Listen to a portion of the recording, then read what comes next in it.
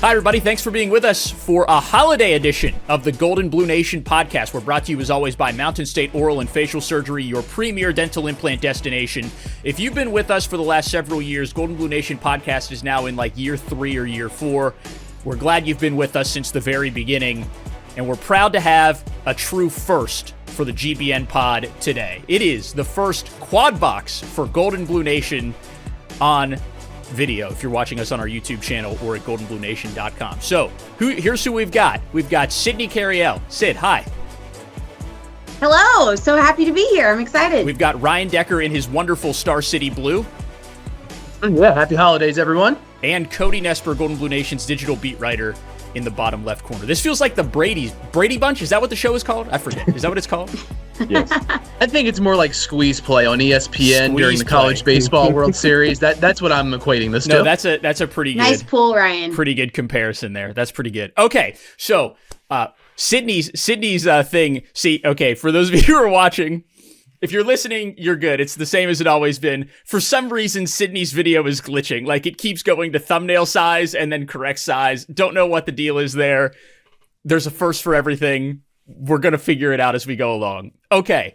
Why do we have a roundtable of Golden Blue Nation Knights assembled today? Because this is one of our last podcasts for the year, and we're going to share our favorite moments from the year 2025. And there were a ton of them. What we do every year for the WVU Coaches Show, the Ross Hodge Show, is we create a top 10 segment similar to SportsCenter Top 10, where we break down the 10 best moments from the year in WVU athletics. But this year is really unique in the sense that there are 3, 4, maybe 5 moments that could have been number 1 on our list. So we thought it'd be fun to discuss that, and we want to hear from you. So if you're listening to this, if you're watching this, we want you to hit us up on Facebook, Instagram, or X. Use the hashtag top10from25 and share your favorite WVU sports moment. All right, so Sid, let's start with you. And your video, by the way, has evened itself out now. It's equalized. What were your top 3 WVU sports moments from the year? This was so tough to pick, like you said. Okay, so number 1 for me, I did football stuns, pit, and overtime in the backyard brawl. Obviously, we were all there for that one. That was insane, crazy beginning of the season. That was just awesome. Looking back on the video still gives me chills. Number 2, I did WVU men's basketball when they upset Iowa State at home here in Morgantown, and it was the Jerry West game. Sold out crowd. You couldn't make that story up, right? They stormed the court. It was crazy. Ryan got like trampled down there with the students. It was, if you haven't seen that video, go to our website and watch that's that. for sure. Yeah, he's still alive. We're good. Okay, number 3 for me, 3A, 3B, they were just so close. I couldn't decide between either one. I probably could have just flipped a coin. But for number 3, I did Morgantown Miracle at Delesk with Marcus Caldera's hat trick that saved WVU going to the NCAA tournament. So that was insane. Also, just a crazy game and something you don't really see that often in soccer. So, and Nick, I know you were calling the game, so you got that. But yeah, just to throw in there, my 3B whatever would have been the Greenbrier 5. So it was just so close to pick. Yeah. So I mean, right there, the list of top moments is pretty incredible. Like, any of those in any other year could have been number 1. Deck, we were standing next to each other for the overtime period of the backyard brawl in the end zone by the band. And there were a couple of moments there where Milan Puskar Stadium was as loud or louder than it's been since I've been covering the team, which is 7 or 8 seasons of football now. And I think if you would have told us that might not be the top moment from the year that night, we probably would have laughed in your face, because that was an absolutely incredible night and is still one of the best football games that I've ever watched, at least from a WVU perspective, in that stadium. Between the touchdown in overtime, West Virginia scores, and then Eddie V's sack in overtime on 3rd down, easily the loudest I've ever heard that place. I know a lot of people who have been coming to Milan Puskar Stadium for 20, 30, 40 years, they said it's about the same thing. It's about as loud as they've ever heard that place. It was a huge win. Obviously, we're going to get into that more here in a little bit. But yeah, I totally agree with you. At the time, that was a slam dunk number 1. And then so many things happened the rest of the year. All right, so Deck, why don't you hit us with your top 3? So my top three, what I'm going to go in reverse order here. Number 3, baseball advances to the Super Regionals. Kind of a unique thing for me personally, plus the team, right? Back-to-back Super Regionals, first time in program history that's ever happened. Unfortunately, the Super Regional didn't go West Virginia's way once again, but getting there in the fashion that program did, and Steve Saban's first year at the helm, kind of backing their way into a Big 12 title, finally getting a win there in Arlington at the Big 12 tournament, that was really cool. Plus, that was right after my daughter was born. And Betty got a lot of love on social media, I have to say. Betty's first sporting event she watched was a WVU win in the regional round. I think it was over Clemson or maybe it was over Kentucky, I forget which one. But her first few days of life were nothing but WVU wins. And that's as good as it gets, folks. That's as good as it will ever get, to have nothing but wins under your belt. So that was great for me and for the team as well. Number 2, the Brawl win in overtime. As we've discussed, the loudest we've ever heard that place, what it meant not only for the program, for Rich Rodriguez, for the fan base. You can't overstate what that win meant at the time and now in retrospect as well. But number 1, this was the easiest choice I think I've ever made. The Greenbrier 5 being number 1. Still, and I think Cody's the same way, I don't understand what happened in that game.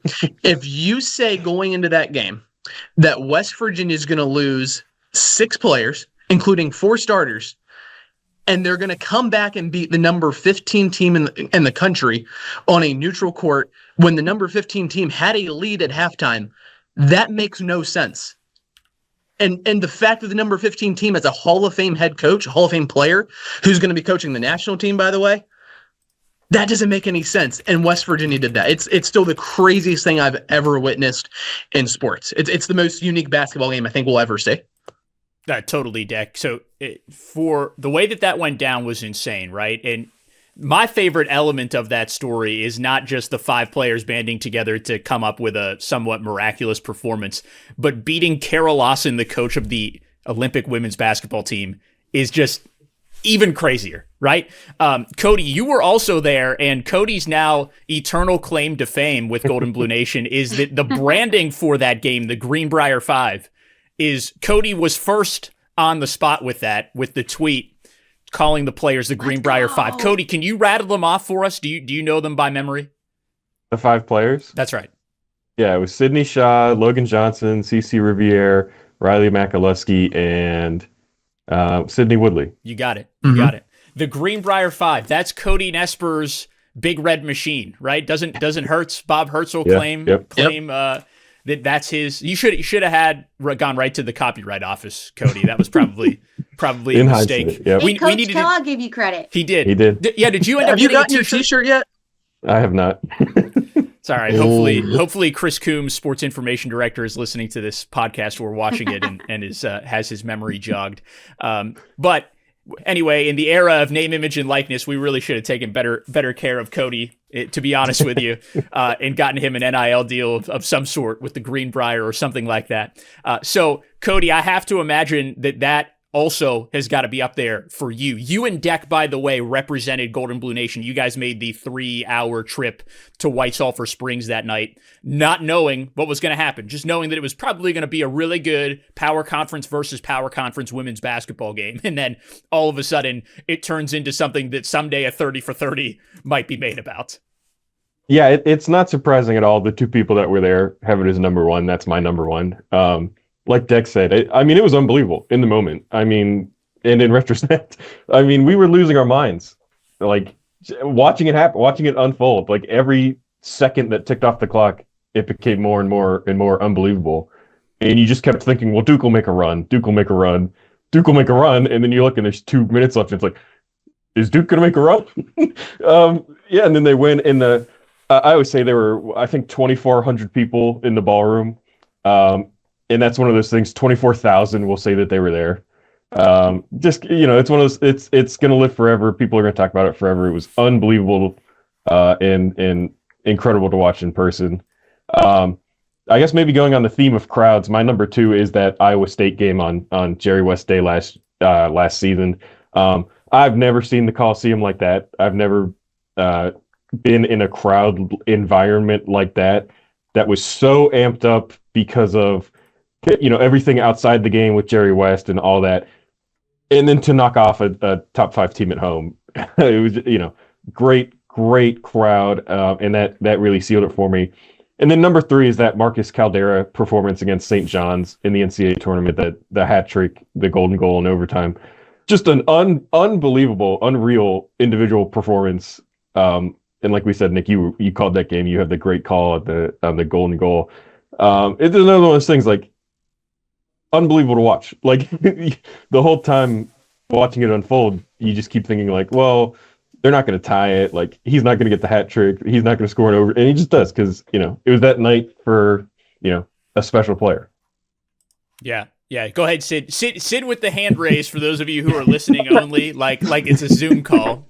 Go ahead. Yes. Yes, Sydney.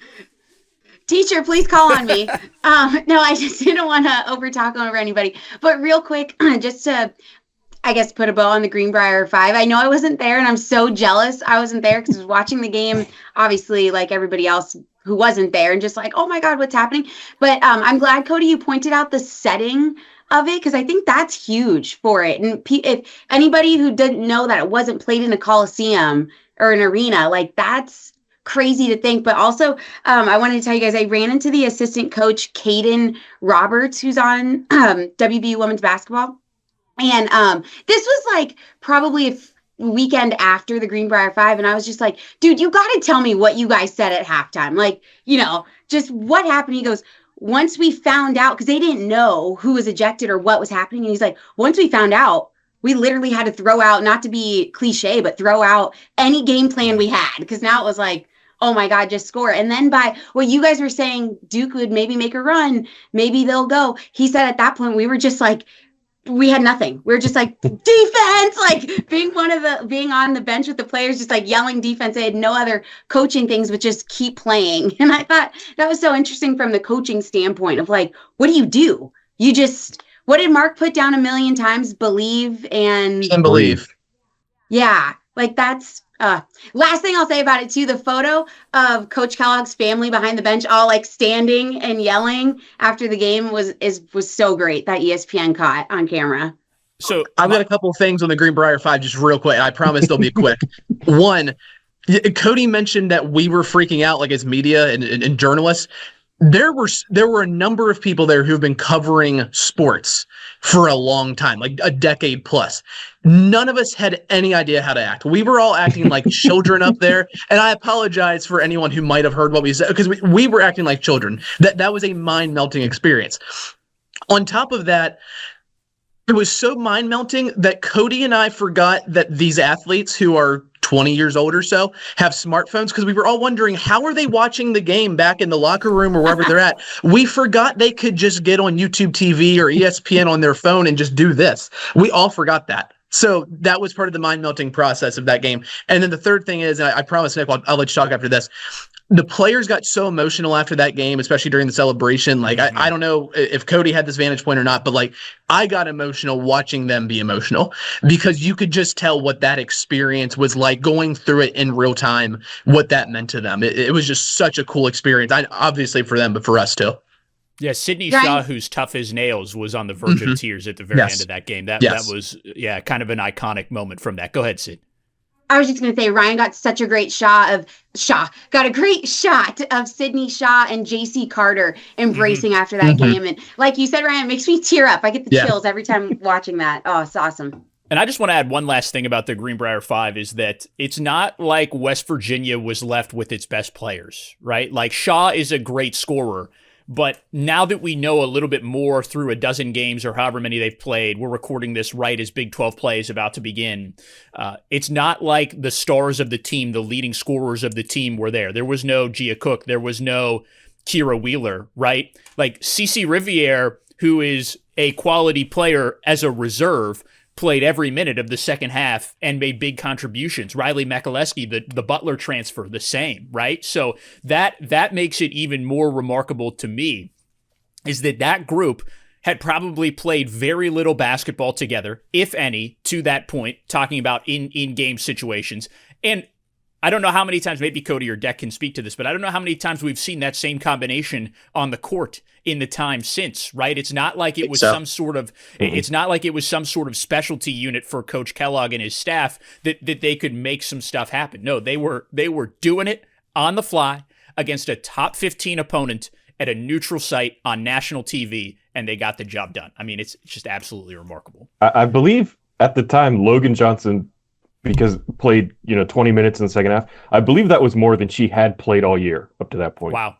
Like in total or just in any game? Certainly in any game, but I think in total. Wow. And Cece was pretty close. She had played, I think, like 37 minutes, and then she obviously had to play the whole second half. Yeah. Yeah, what an incredible story. Like, maybe someday Golden Blue Nation, after doing a Backyard Brawl documentary and a documentary on Randy Mazey, maybe the Greenbrier 5 is next on the list. I think that's going to need a little bit of time to mature before we can really do it. Also, ESPN might get the first say since they technically have the rights to the broadcast feed. But hey, that would be a fun one to produce. Golden Blue Nation podcast brought to you by Mountain State Oral and Facial Surgery, your premier dental implant destination. Just want to quickly summarize before I share my top 3. The process for creating our top 10 from 25, which will be revealed on the Ross Hodge Show this weekend. That's December 26th on Sportsnet Pittsburgh and December 27th on the local Nexstar stations in West Virginia, WBOI, WTRF, WOWK, and WVNS. Our entire staff, which is the 4 of us, plus producer Grace Booz, it puts together a top 10 list. And the number 1 on the list gets 10 points. Number 2 on the list gets 9 points, and so on and so forth. We combine the scoring for every event to create a top 10 list that's ranked 1 through 10, plus a handful of honorable mentions. So we encourage you to check out our staff's top 10, the winner of the staff award for that number 1 overall moment, which we won't reveal here. We will reveal it on the Ross Hodge Show on the 26th and 27th. You can also read about it at goldenbluenation.com around Christmas or afterward. So, all right, my top 3. And this was really tough. Because a couple of things that didn't make the cut that we haven't talked about yet for my top 3 include, but are not limited to, a national championship in rifle, number 20 ever, which I know it wasn't in Morgantown, so people didn't get to be there in person, but it came down to the final shot. I mean, it is as dramatic as you can get in a rifle championship. It was incredible how West Virginia came back to win that. It was number 20 in program history. That's a record. It's only number 5 on my list, right? Also, Kaylee McCabe won an individual national championship. I believe it was either the same weekend or maybe the same day as the National Rifle Championship, which is remarkable. And then you've got J.J. Quinterly scoring 38 points to tie a Coliseum record in her final home game, which I told Meg Balger was going to happen before the game, and then it happened. And that's not even in my top 3, which is insane, because that was the early front runner for top moment of the year. That and the Iowa State win, which a couple of you guys had mentioned already, which was insane. Quickly to go back to that, the win over Iowa State on Jerry West Day, incredible. In those throwbacks, Cody, I think, mentioned that he had never been in the Coliseum like that. I've certainly never seen the Coliseum like that in a game that West Virginia won. There have been a handful of really great atmospheres in the last 8 years that I've been covering the team. One that comes to mind is when West Virginia played Kentucky in Javon and Daxter Miles' final year. That was a national TV game. College Game Day was here that morning. The environment was electric, and West Virginia lost the game. So the Iowa State win was a little bit different for a lot of reasons, but in particular because it ended the right way with that flush from Javon Small, by the way, too. That was a pretty emphatic exclamation point. Okay, here's my top 3. Number 3, Greenbrier 5. We've already explained why that's an absolutely incredible moment. Number 2, football backyard brawl was insane. For me, my connection, as I've explained a number of times, I grew up in Western PA. Pittsburgh is a pro sports town. I was never a Pitt fan. I fit in here in West Virginia in part because of that. But the backyard brawl has always been meaningful and sentimental to me because even though I wasn't necessarily a fan of WVU or Pitt growing up, it was always talked about, right? It was in the papers. It was on TV. When they played on Thanksgiving, it was must watch with family, right? So the football brawl, being a part of that the last 4 years, has been exceptional to me personally. And that win with Coach Rodriguez coming back, eliminating a double-digit deficit and winning it in overtime at home is just cinema stuff. And also, I don't think anybody's mentioned Ty Edwards, 141 yards and 3 touchdowns in the backyard brawl, and then didn't ever play again. That is one of the most, and I know it's disappointing that Edwards didn't play because West Virginia needed a running back in a major way this year. But Edwards goes down as an all-time backyard brawl legend. For as long as that game is played, people will still talk about that performance, which is just another super unique wrinkle in that story. I have the most obvious number one of anybody in this group. Should we all guess? Go ahead, Sid. Guess. You don't need to raise your hand for this. No, go ahead. So my number one moment is Marcus Caldera's hat trick against St. John's. And the reason for that is because I think it caps the career of the most underappreciated male athlete at WVU since I've been on the beat, which was the 2017-18 school year. And let me just quickly explain why that is. And I've told you guys that I think this is a great podcast, right? And maybe we should do this. Maybe we should discuss our most underappreciated male and female athletes at WVU in the last, decade.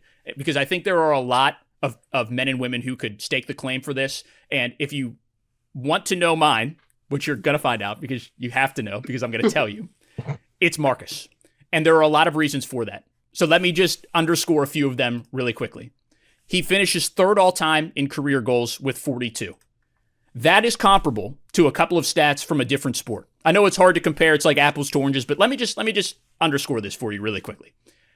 The guy with the third most receiving touchdowns in WVU football history is Tavon Austin with 29. He's a WVU Sports Hall of Famer.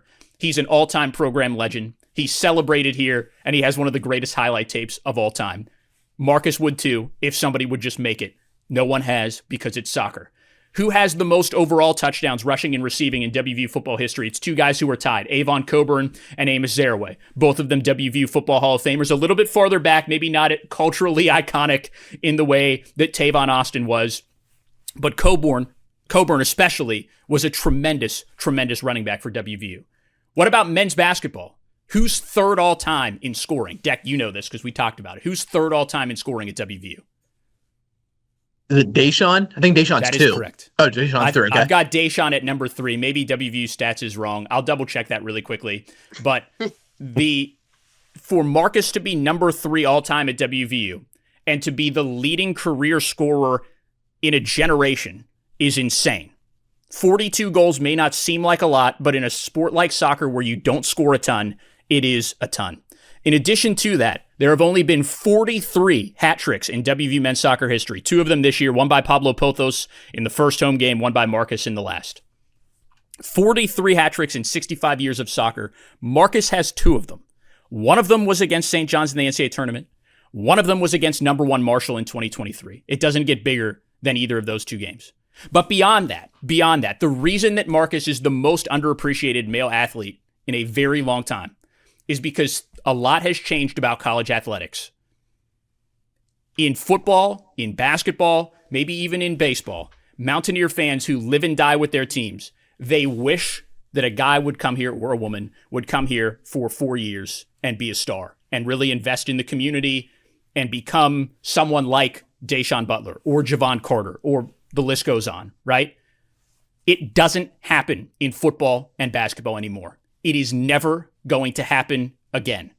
For women's basketball, JJ Quinterly was the last player in an era of players who stuck around. And a big reason that JJ should be celebrated here forever is because she did it not just in the NIL era, but she did it in an era where West Virginia had not 1, not 2, but 3 different coaches in that 4-year period. Marcus only had 1 coach, but he had a legitimate reason to leave WVU. He was drafted. He could have gone pro after his sophomore year. He was a first-round pick, the highest pick in WVU soccer history. And I know that it was advantageous. It was a group decision for Marcus and for Coach Stratford and for Minnesota United to bring Marcus back. But he came back and he stayed. And he played at WVU for 4 years and had arguably the individual greatest career of any Mountaineer soccer player. But it will never be celebrated the way that it should because it's soccer. I get it. But as the soccer guy here in West Virginia and here in this office, it's time to give Marcus his flowers, right? I don't think that anything that I've said is a stretch to say that Marcus is one of or the greatest WVU men's soccer players in history and therefore is the most underappreciated athlete on campus right now. I think it's just straight up a fact. And go ahead. I'm interested to hear if anybody in this group has somebody on campus right now that's more underappreciated or less appreciated. And if you want to tweet at me @by Nick Farrell, go for it. I'm interested to hear what you have to say. But you will never convince me that a guy who has a comparable resume to Deshaun Butler in basketball and Tavon Austin in football and isn't celebrated and people aren't talking about like retire his number, put him in the Hall of Fame, maybe a statue, whatever, right? Like, I don't really know. Maybe there's like 3 people talking about that on the internet and I'm probably one of them and on a burner. But that's why I've got Marcus as the number 1 moment of the year. It has nothing to do with me calling the game, though that was a career highlight for sure. It's because he had one of the greatest individual performances that you will ever see in any sport by a Mountaineer, and he did it in a knockout game in the NCAA tournament. It's absolutely insane. Nick, you mentioned it. I wish, talking about JJ, it's kind of a shame none of us had her last home game up here in top 3 so we could talk about her. But man, you mentioned giving Marcus flowers. Man, JJ deserves some flowers. Like, yep. And you got it right. Like that, she's the last of an era. Like that kind of player is going to be extremely rare, not just at West Virginia, but in college athletics. And man, I hope, I know people appreciated her. Man, I hope people realized in the moment, like what we were watching and what she was doing for that program. Absolutely, Cody. So if you want to see where JJ's game, where Marcus's game, where the football brawl, everything that we've discussed ends up on our definitive Golden Blue Nation top 10 from 25 list, make sure you tune into the Ross Hodge Show on the 26th and 27th, or visit us at goldenbluenation.com and the free GBN app to see our top 10 list when it's revealed. Sydney, Ryan, Cody, we got to wrap this up. Really appreciate it. Thanks, everybody, for jumping on to the first Golden Blue Nation Brady Bunch box. Woohoo! Yay. We're going to step aside for a quick break. We'll be right back to wrap up the show on the Golden Blue Nation podcast presented by Mountain State Oral and Facial Surgery. The reason I came to the practice was because I had some teeth extracted and I wanted to get some replacements for it. We did a treatment plan to see how many implants they were going to place, and now I'm actually just waiting to get the crowns. The thing I like the most about coming here, I was greeted with a smile, everything ran smooth, and that they were really going to do what I wanted them to do to make my smile a little better. They're some of the best doctors, and you will get good quality care. Searching for a mortgage lender that's 100% local, personal, and focused on home loans? First Green Mortgage has been serving West Virginia for more than 35 years, and they can assist you with every step of your home ownership journey. Visit them in Bridgeport or Morgantown or at fgm.bank. Wrapping up on this edition of the Golden Blue Nation podcast, just want to quickly finalize with one quick footnote. We discussed it a moment ago, and just to clarify, I've got the top 3 scorers in WVU men's basketball history. Jerry West at 1 with 2,300 points, Hot Rod Hundley at 1 with 2,180, and Deshaun Butler, the third and only other 2,000-point scorer in WVU men's basketball history with 2,095 points. Just to quickly clarify that note, like Tony Reale on an episode of Pardon the Interruption. That's a wrap on the Golden Blue Nation podcast, brought to you as always by Mountain State Oral and Facial Surgery, your premier dental implant destination. We've got one more podcast planned before the end of the calendar year. A Big 12 basketball preview is on the way soon, so make sure you check your feed for that. Remember that you can listen and watch every episode of the GBN podcast on our website, goldenbluenation.com, on the free GBN app, and on the Golden Blue Nation YouTube channel. And one last reminder, if you want to sound off on your favorite moment from WVU, from the Mountaineers this season, we invite you to do so. Use the hashtag top10from25 on social media. Find us on Facebook or Instagram or X. Our handle is at GoldenBlueNTN on X. And again, use the hashtag top10from25. That'll do it for this edition. For Sydney, for Ryan, and for Cody, I'm Nick Farrell signing off. We'll catch you next time right here on the GBN Pod.